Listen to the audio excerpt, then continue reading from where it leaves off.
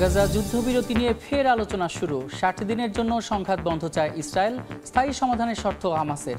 উপত্যকায় নেতানিয়াহু বাহিনীর হামলায় একদিনে নিহত আরও ৮১। যুক্তরাষ্ট্রের টেক্সাসে ভয়াবহ বন্যায় মৃতের সংখ্যা বেড়ে ৮২। অঙ্গরাজ্য সফরে যাচ্ছেন প্রেসিডেন্ট ট্রাম্প। বন্যা ও ভূমিধসে বিপর্যস্ত চীনের সিচুয়ান, গানসু সহ কয়েকটি প্রদেশ। ট্রাম্পের শুল্ক নীতির বিরুদ্ধে ঐক্যবদ্ধ হওয়ার লক্ষ্যে ব্রাজিলে বসেছে ব্রিক্স শীর্ষ সম্মেলন। যোগ দেননি চীনা প্রেসিডেন্ট, ভার্চুয়ালি অংশ নেন পুতিন।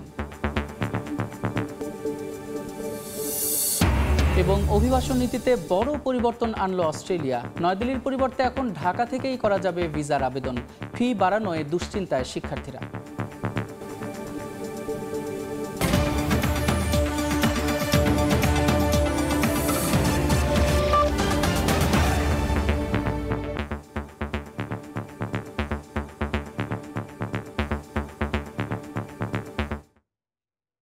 আন্তর্জাতিক সময়ের সঙ্গে আছি আমি সাদিক হাসান ইমন।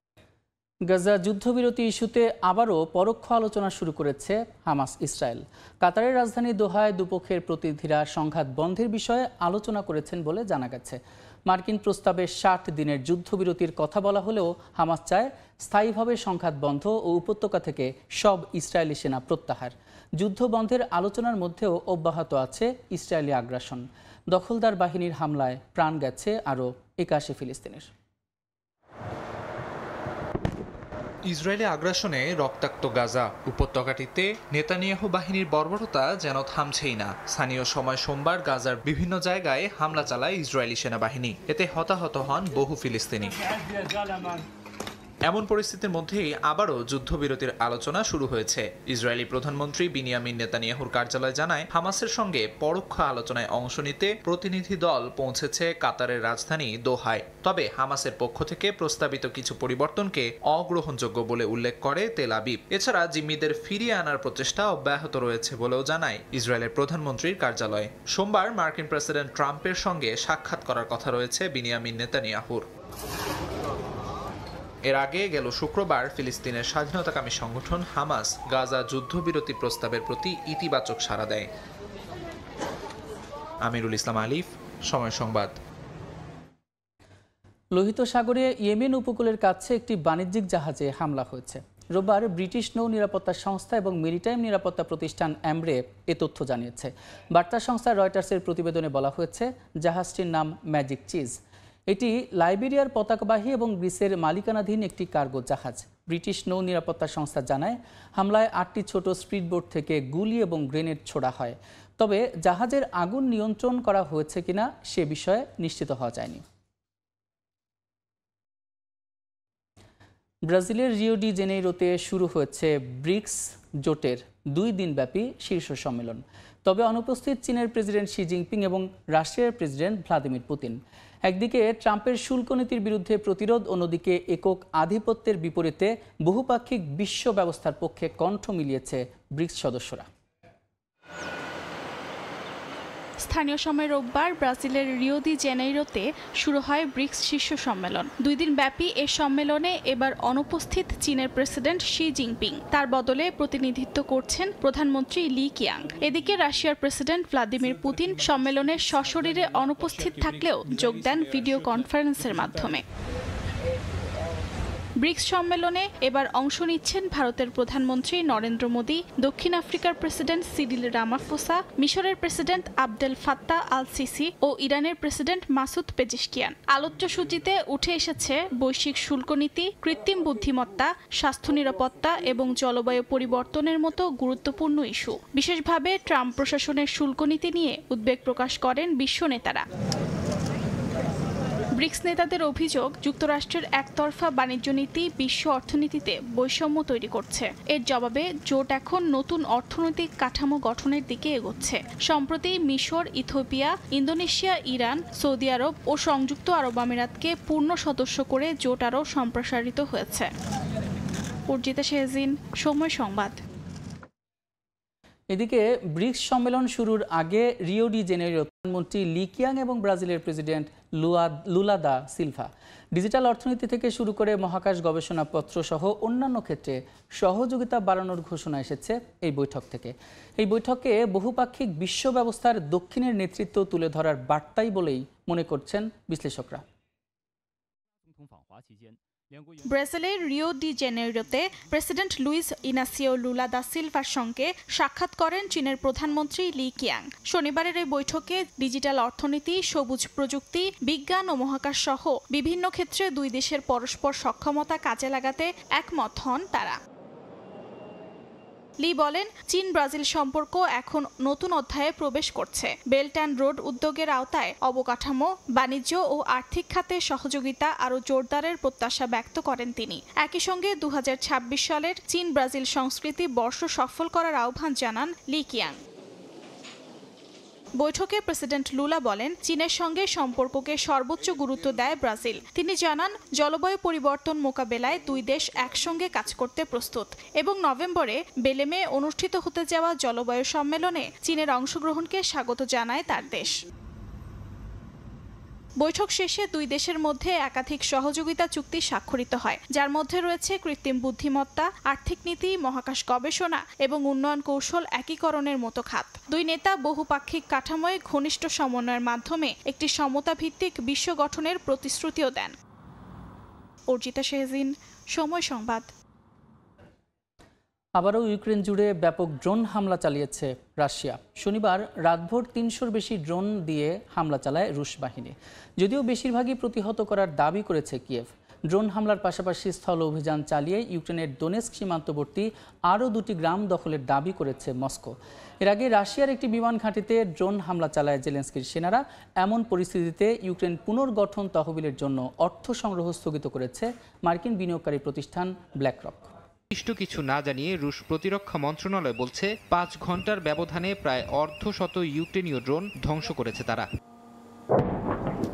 বসে নেই রাশিয়াও। শনিবার রাতভর ইউক্রেনের বিভিন্ন অঞ্চলে 300-র বেশি ড্রোন হামলা চালায় তারা। যদিও ইউক্রেনীয় সেনাদের দাবি 1.5 শতাধিক ড্রোন ভূপাতিত করেছে তারা। তবে স্থল অভিযান চালিয়ে ডোনেৎস্ক সীমান্তবর্তী আরও 2টি গ্রাম দখলে নেয়ার দাবি করেছে রুশ বাহিনী। এমন পরিস্থিতিতে ইউক্রেনের শীর্ষ সেনাপ্রধান সতর্ক করে বলেছেন, উত্তর পূর্বাঞ্চলীয় খার্কিভ অঞ্চলে রাশিয়া নতুন আক্রমণের প্রস্তুতি নিচ্ছে। ইউক্রেনের ড্রোন ও ক্ষেপণাস্ত্র হামলাকে গত 3 বছরের মধ্যে সবচেয়ে বড় হামলা হিসেবে আখ্যা দিয়েছেন জাতিসংঘ মহাসচিব আন্তোনিও গুতেরেস। জাপোরিঝিয়া পারমাণবিক বিদ্যুৎ কেন্দ্র নিয়েও উদ্বেগ প্রকাশ করেন তিনি। অবিলম্বে যুদ্ধ বন্ধ করে শান্তি প্রতিষ্ঠার আহ্বান তার। রাশিয়া হামলা জোরদার করলেও ইউক্রেনের অস্ত্র সহায়তা কমিয়ে দিয়েছে যুক্তরাষ্ট্র। এ বিষয়ে আলোচনা চলছে কিয়েভ ওয়াশিংটনের মধ্যে। দর কষাকষির এমন পর্যায়ে আবারও ধাক্কা খেলেন জেলেনস্কি। ব্লুমবার্গ এক প্রতিবেদনে জানিয়েছে, ইউক্রেন পুনর্গঠন তহবিলের জন্য অর্থ সংগ্রহ স্থগিত করেছে মার্কিন বিনিয়োগকারী প্রতিষ্ঠান ব্ল্যাকরক। যদিও ফ্রান্স নিজ উদ্যোগে বিকল্প তহবিল গঠন করবে বলে জানিয়েছে ব্লুমবার্গ। ফরহাদ চৌধুরী, সময় সংবাদ।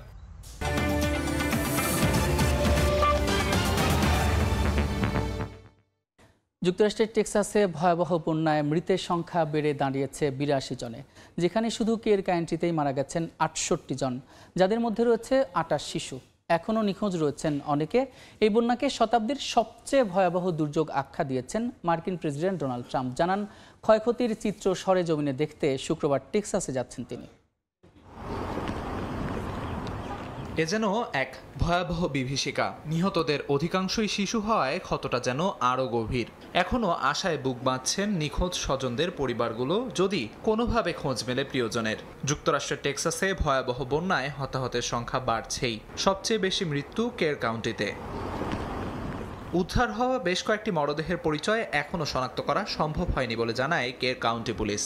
স্থানীয় প্রশাসন ও উদ্ধারকারী বাহিনী জানায়, এখনও চলছে উদ্ধার কার্যক্রম। নিখোঁজদের সন্ধানে মোতায়েন রয়েছে হেলিকপ্টার, ড্রোন ও নৌযান। হাসপাতালগুলোতে জারি করা হয়েছে জরুরি সতর্কতা। নিখোঁজ সবাইকে খুঁজে না পাওয়া পর্যন্ত উদ্ধার কাজ অব্যাহত থাকবে বলে জানায় সংশ্লিষ্ট কর্তৃপক্ষ।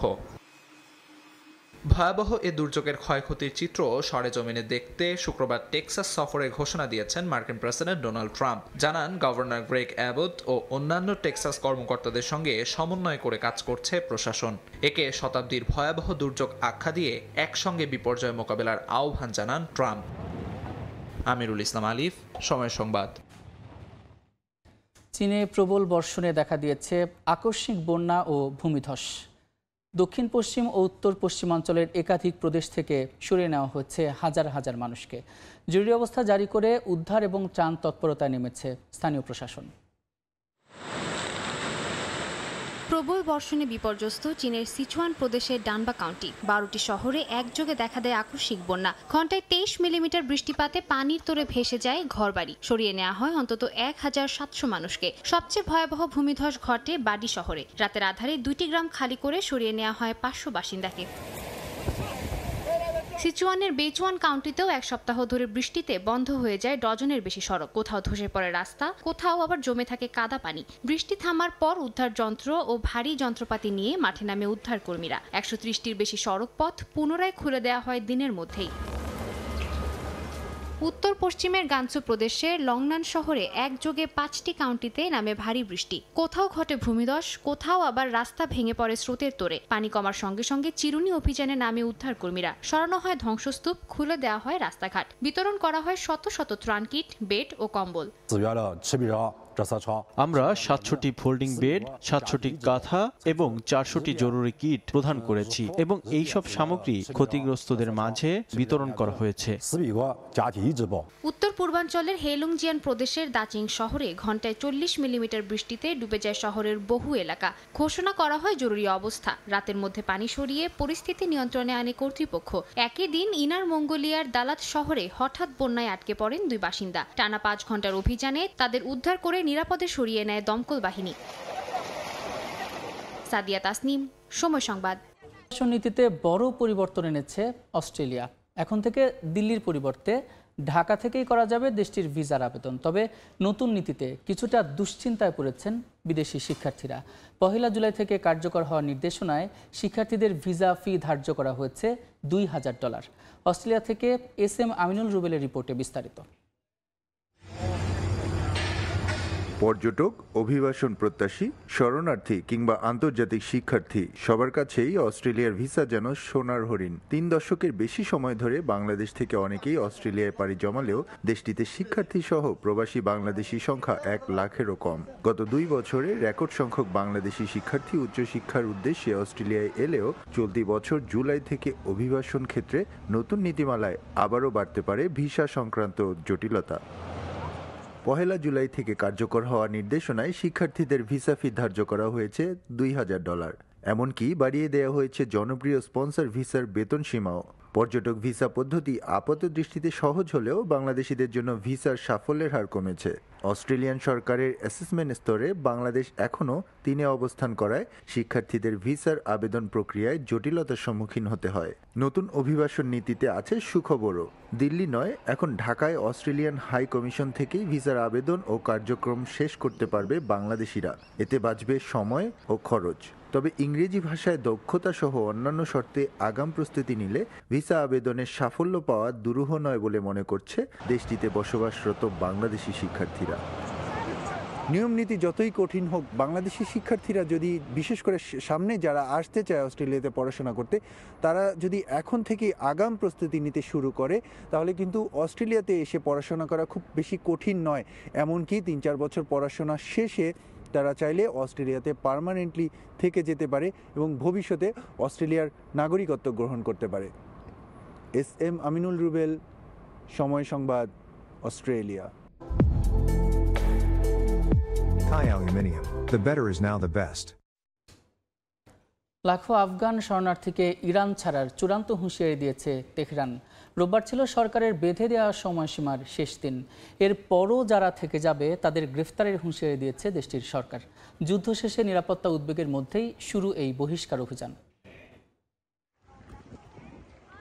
চরম দারিদ্র্য আর যুদ্ধ এড়াতে যারা আফগানিস্তান থেকে পালিয়ে ইরানে আশ্রয় নিয়েছিলেন তাদের অনেকেই এখন বাস্তুচ্যুত হওয়ার মুখে। ইসরায়েলের সঙ্গে যুদ্ধ শেষে নিরাপত্তার অজুহাত দেখিয়ে আফগানদের দ্রুত ইরান ছাড়ার নির্দেশ দেওয়া হয়। তেহরানের দেওয়া সময়সীমা অনুযায়ী আফগানদের নিজ উদ্যোগে ইরান ছাড়ার সময় ছিল রোববার পর্যন্ত। এরপর যারা থেকে যাবে তাদের গ্রেফতার করে জোরপূর্বক ফেরত পাঠানো হবে বলে জানায় প্রশাসন। মার্চে দেয়া নির্দেশনার পর এখন পর্যন্ত অন্তত 7 লাখ আফগান ইরান ছেড়েছে। শুধু জুনেই ছাড়তে বাধ্য হয়েছেন 2,30,000।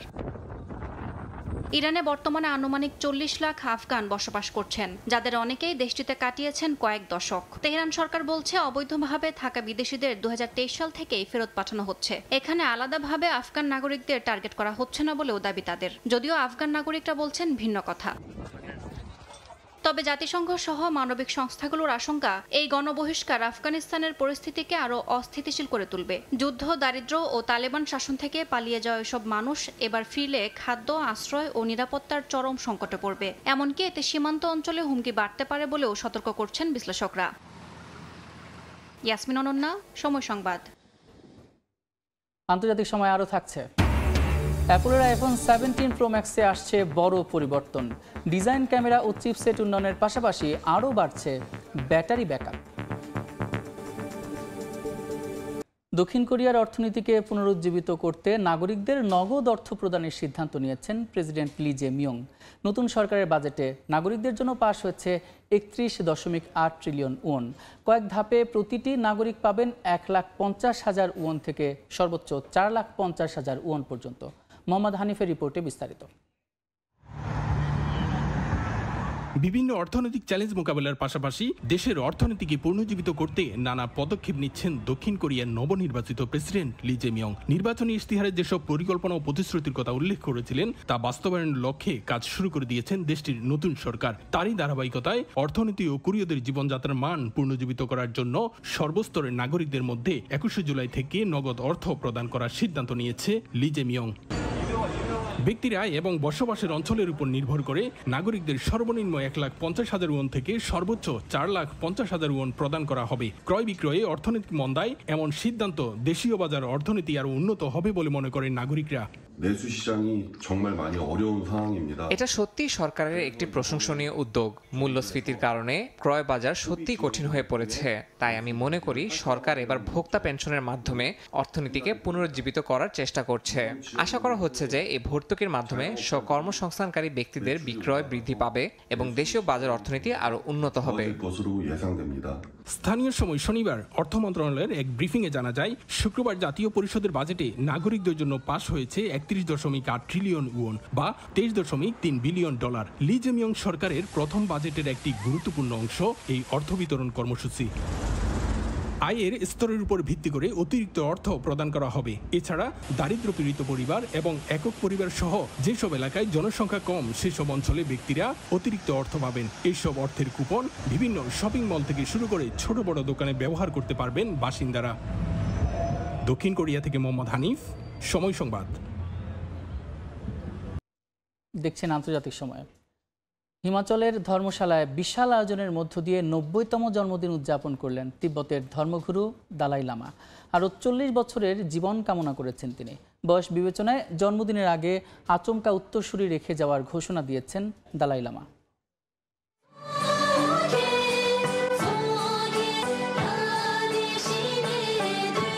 তিব্বতের ধর্মগুরু দালাই লামার 90তম জন্মদিন উপলক্ষে হিমাচলের ধর্মশালায় দিনভর চলে সাংস্কৃতিক আয়োজন। গান, নাচ ও প্রার্থনার মধ্য দিয়ে ভক্তরা জানান তাদের ভালোবাসা। আয়োজনে অংশ নিতে পৃথিবীর নানা প্রান্ত থেকে জড়ো হন ভক্তরা। জন্মদিনের আসরে উপস্থিত ছিলেন হলিউড তারকা রিচার্ড গিয়ারো। 90 বছর বয়সেও আরও 40 বছরের জীবন কামনা করেন দালাই লামা। এর আগেও নিজের আয়ুষ্কাল নিয়ে ভবিষ্যৎবাণী করেছিলেন তিনি। 2024 সালে রয়টার্সকে দেয়া এক সাক্ষাৎকারে তিনি বলেন 110 বছর পর্যন্ত বাঁচার আশা করেন তিনি। এবার জন্মদিনের মুহূর্তে সেই লক্ষ্যমাত্রাও ছাড়িয়ে যাওয়ার ইঙ্গিত দিয়েছেন দালাই লামা। জন্মদিনের আগে উত্তরসূরি রাখার ঘোষণা দেন দালাই লামা। জানিয়ে দেন মৃত্যুর পরও তার আদর্শ ধারণ করবেন তার উত্তরসূরি। ধারণা করা হচ্ছে খুব শিগগিরই নতুন ধর্মগুরুর নাম ঘোষণা করা হতে পারে। এতে তিব্বতী বৌদ্ধদের জন্য নতুন এক অধ্যায় শুরু হবে বলে মনে করছেন তার ভক্তরা। ইয়াসমিন অনন্যা, সময় সংবাদ। মিশরে সড়ক দুর্ঘটনায় আরও 9 জন নিহত হয়েছেন। আহত হয়েছেন আরও অন্তত 11 জন। স্থানীয় সময় শনিবার সকালে দেশটির রাজধানী কায়রোর কাছে রিজিওনাল রিং রোডে এই দুর্ঘটনা ঘটে। মিশরের স্বাস্থ্য মন্ত্রণালয় জানায়, দুর্ঘটনার পরই উদ্ধারকারী দল দ্রুত ঘটনাস্থলে পৌঁছে আহতদের স্থানীয় হাসপাতালে ভর্তি করে। স্থানীয় গণমাধ্যমের তথ্য অনুযায়ী বেপরোয়া গতির একটি ট্রাক সামনে থাকা একটি গাড়িকে ধাক্কা দিলে এই দুর্ঘটনা ঘটে। স্থানীয়রা জানান, কয়েকদিন আগেও একই রাস্তায় ভয়াবহ আরেকটি দুর্ঘটনায় প্রাণ হারান ১৯ জন। শনিবারের দুর্ঘটনার পর রিং রোডের ঝুঁকিপূর্ণ অংশ বন্ধ ঘোষণা করেছেন president Abdel Fattah al CC. সেই সঙ্গে সড়ক নিরাপত্তা নিশ্চিত করতে অভিযান জোরদারেরও নির্দেশ দেন তিনি। জাতির সময় শেয়ার বাজারে আসছে না টেসলার বিনিয়োগের লক্ষ্যে তৈরি ফান্ড। ইলন মাস্কের আমেরিকান পার্টি নামের নতুন রাজনৈতিক দল গঠনের পরিকল্পনা ঘোষণার পর এমন সিদ্ধান্ত নিল অ্যাজোরিয়া পার্টনার্স। একই সঙ্গে মাস্কের নতুন রাজনৈতিক পদক্ষেপের সমালোচনা করেছেন প্রতিষ্ঠানটির প্রধান জেমস ফিশব্যাক। এদিকে রাজনৈতিক দল গঠন করলে মাস্কের ব্যবসাতে বিরূপ প্রভাব পড়ার আশঙ্কা দেখছেন বিনিয়োগ মহল। ইলন মাস্কের নতুন রাজনৈতিক দল গঠনের ঘোষণার পর বিনিয়োগ প্রতিষ্ঠান অ্যাজোরিয়া পার্টনার্স তাদের আলোচিত অ্যাজোরিয়া টেসলা কনভেক্সিটি ইটিএফ শেয়ার বাজারে আনার পরিকল্পনা স্থগিত করেছে। স্থানীয় সময় শনিবার অ্যাজোরিয়া এই সিদ্ধান্তের কথা জানায়। এর একদিন আগেই টেসলার প্রধান ইলন মাস্ক আমেরিকা পার্টি নামে নতুন মার্কিন রাজনৈতিক দল গঠনের ঘোষণা দেন।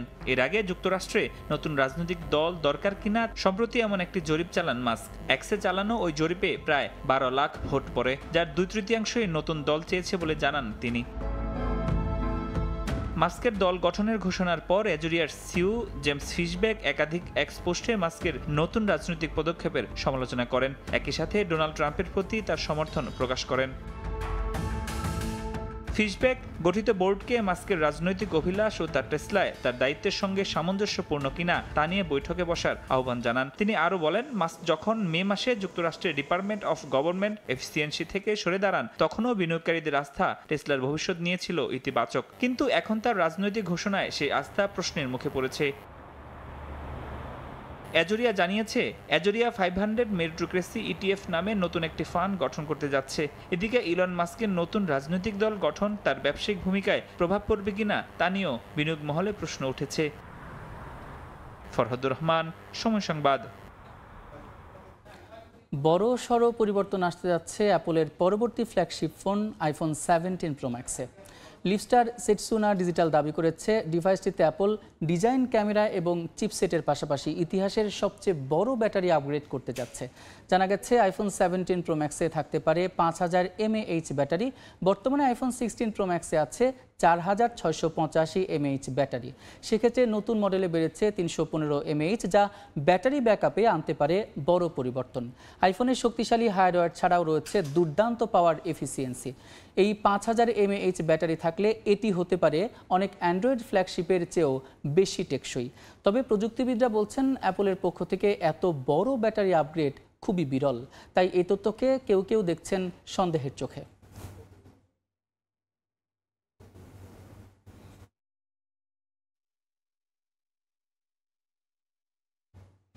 কৃত্রিম বুদ্ধিমত্তা নির্ভর পণ্যের ব্যাপক চাহিদা থাকায় বছরের দ্বিতীয় প্রান্তিক এপ্রিল থেকে জুন মাসে রেকর্ড আয় করেছে ফক্সকন।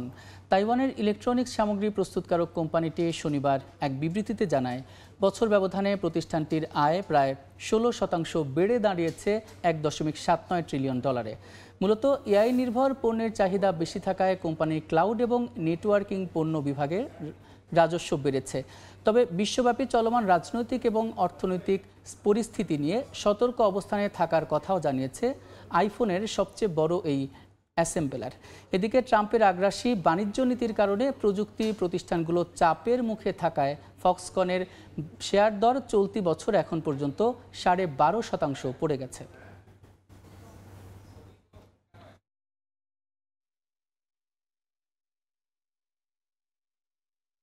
সময় স্পেনে শুরু হচ্ছে জনপ্রিয় সান ফার্মিন ফেস্টিভ্যাল। ফিলিস্তিনিদের পক্ষে আওয়াজ তোলার মধ্য দিয়ে শুরু হয় সপ্তাহব্যাপী আয়োজন। উৎসবে অংশ নিতে পাম্পলোনা মেইন স্কোয়ারে জড়ো হয় দেশ বিদেশের হাজারো মানুষ। ফিলিস্তিনে গণহত্যার প্রতিবাদে গর্জে উঠেছে ইউরোপের দেশ স্পেনের বাসিন্দারাও। ফিলিস্তিন মুক্ত করো, গণহত্যা বন্ধ করো, রবে উত্তাল হয়ে ওঠে পাম্পলোনা চত্বর। আর এই স্লোগানের পরপরই আতশবাজির মধ্য দিয়ে শুরু হয় সপ্তাহব্যাপী সান ফার্মিন উৎসব। এ সময় পাম্পলোনা স্কয়ারে জড়ো হন হাজারো উৎসবপ্রেমী। সাদা পোশাকের সঙ্গে গলায় লাল স্কার্ফ জড়িয়ে ঐতিহ্য মেনে অপেক্ষা করছিলেন প্রথম আতশবাজির। এর আগে এক বিশাল পতাকা উত্তোলন করা হয়, যাতে লেখা ছিল ইন্ডিপেন্ডেন্স। চুপিনাজো নামের বিশেষ আতশবাজিটি ছুড়েন ইয়ালা নাফারোয়া নামের এক ফিলিস্তিনপন্থী প্ল্যাটফর্মের কর্মী। দর্শনার্থীদের মধ্যে ছিলেন সুইজারল্যান্ড, ইংল্যান্ড ও জার্মানি থেকে যাওয়া পর্যটকেরা। এটি একটি অসাধারণ অভিজ্ঞতা, সবাইকে এত আনন্দে দেখে ভালো লাগছে। এই উৎসবের বিশেষ আকর্ষণ ষাঁড়ের দৌড়। দেশ বিদেশের অনেক মানুষ অংশ নেন এই প্রতিযোগিতায়। দেখি দৌড়ে কত দূর যেতে পারি। কয়েকদিন অনুশীলনের পর মনে হচ্ছে বেশ ভালো দৌড়াতে পারবো। আশা করছি দেয়াল আর ষাঁড়ের মধ্যে আটকা পড়বো না। 875 মিটার পথ জুড়ে গলায় লাল কাপড় বেঁধে দৌড়ে চলেন প্রতিযোগীরা। পেছনে থাকে তেড়ে আসা ষাঁড়ের দল। ঐতিহ্যবাহী এই দৌড়ের নাম রানিং অফ দ্য বুলস। আনন্দের সঙ্গে রাজনৈতিক বার্তা যোগ হওয়ায় এবারের সান ফার্মিন উৎসব পেয়েছে নতুন মাত্রা। সাদিয়া তাসনিম, সময় সংবাদ। দক্ষিণ আফ্রিকার প্রিটোরিয়ায় বাংলাদেশ হাউসে সাংস্কৃতিক অনুষ্ঠানের আয়োজন করা হয়। এতে আফ্রিকার বিভিন্ন দেশ থেকে অংশ নেন প্রবাসী বাংলাদেশিরা। বাংলাদেশের রাষ্ট্রদূত শাহ আহমেদ শফির সভাপতিত্বে এবং প্রথম সচিব আলমগীর হোসেনের সঞ্চালনায় দিনব্যাপী এই আয়োজনে উপস্থিত ছিলেন চিকিৎসক, শিক্ষক, আইনজীবী ও ব্যবসায়ীরা। আন্তর্জাতিক সময়ের শীর্ষ সংবাদগুলো জানিয়ে দিচ্ছে আরেকবার। ইয়েমেনের বিদ্যুৎ কেন্দ্র ও 3টি বন্দরে ইসরায়েলি হামলা। গাজায় দখলদার বাহিনীর আগ্রাসনে নিহত আরও 81।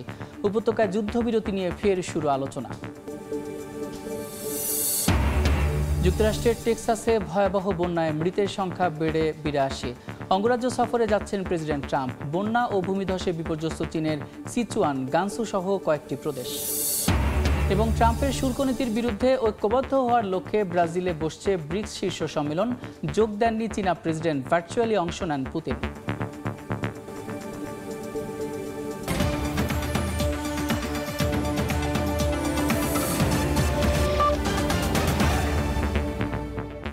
এই ছিল আন্তর্জাতিক সময়। সঙ্গে থাকুন সময়ের।